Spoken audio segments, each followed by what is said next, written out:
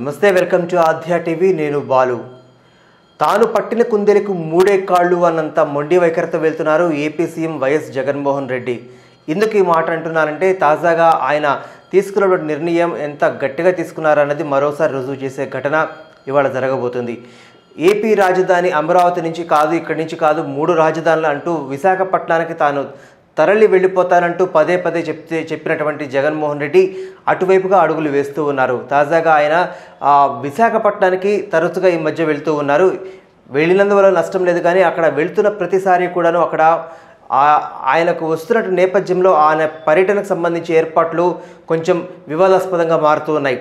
ఆయన వెళ్తున్న దారి మార్గంలో ఏదైతే ఉందో అక్కడ ఉన్నటువంటి దుకాణాలు మొత్తం మూసివేయాల్సిన పరిస్థితి ఏర్పడుతుంది.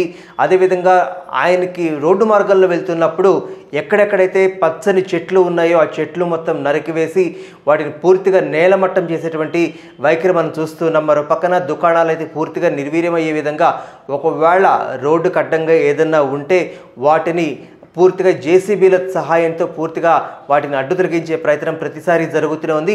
తాజాగా ఆయన ఇవాళ విశాఖపట్నం వెళ్ళబోతున్నారు. ఎందుకు అంటే అక్కడ వైఎస్ రాజశేఖర రెడ్డి విగ్రహ ఆవిష్కరణకు ఇవాళ వైఎస్ జగన్మోహన్ రెడ్డి వెళ్ళబోతున్నారు. ఈ నేపథ్యంలో అక్కడ ఉన్నటువంటి క్రికెట్ స్టేడియంకి ఆయన వెళ్తున్నారు. అంటే విమానాశ్రయం దగ్గర నుంచి క్రికెట్ స్టేడియం దగ్గర కూడాను ఆయన హెలికాప్టర్లో మాత్రమే వెళ్తారట, రోడ్డు మార్గంలో వెళ్ళరట.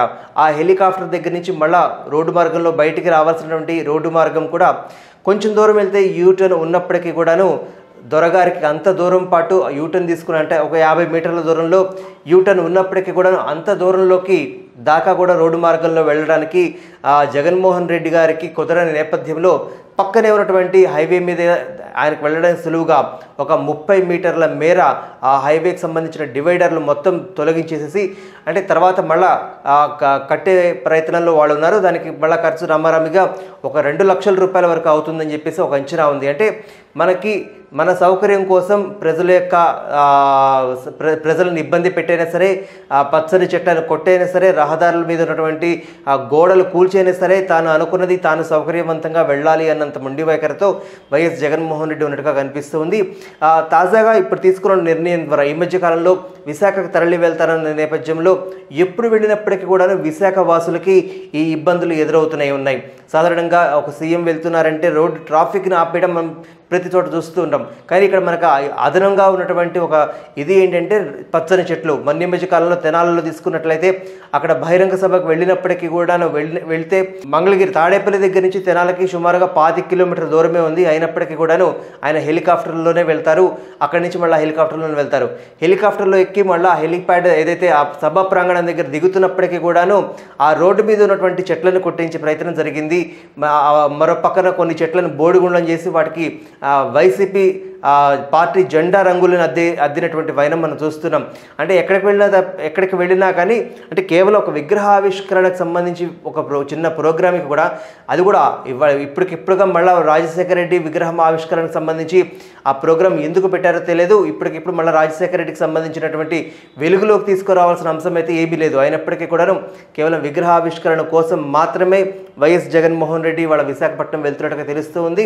సో ఈ నేపథ్యంలోనే సాధారణంగా అక్కడ మున్సిపల్ అధికారులు కావచ్చు, కలెక్టర్ కావచ్చు, ఈయన అధికార యంత్రాంగం మొత్తం ఆఘమేఘాల మీద ఈ ఏర్పాట్లు చేస్తున్నారు.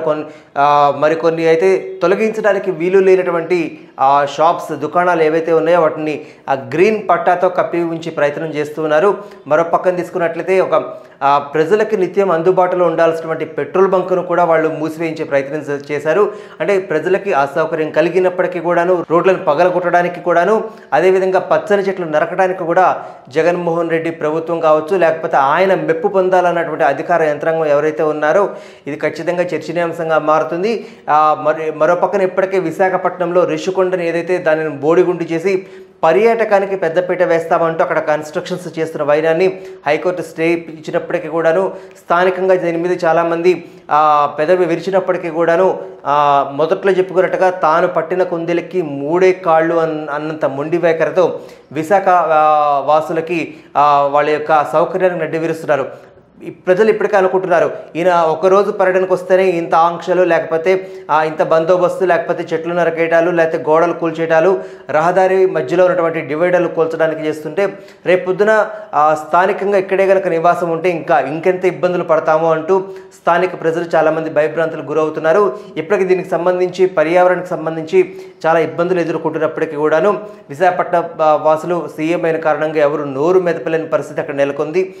సో తాజాగా మరి ఎక్కడికి వెళ్ళినా కానీ ఆయన ఎక్కడ బహిరంగ సభ కావచ్చు, లేకపోతే సంక్షేమ పథకాలు అనౌన్స్ చేసే ప్రతిసారి కూడా ఒక్కొక్క ఊరిని ఎంచుకొని ఆ ఊళ్ళో ఇట్లాగే రోడ్లను కావచ్చు, చెట్లను కావచ్చు, లేకపోతే స్థానికంగా ఉన్నటువంటి దుకాణాలు కావచ్చు అన్నీ మూసివేసుకుంటూ పోతే చివరికి రేపొద్దున ఆయన కోసం ఎవరి కోసం ఆయన పరిపాలన చేస్తారు అంటూ ప్రజలు కాస్త పెదవి విరుస్తూ ఆయన మీద కొంత అసహనం వ్యక్తం చేస్తున్నారు.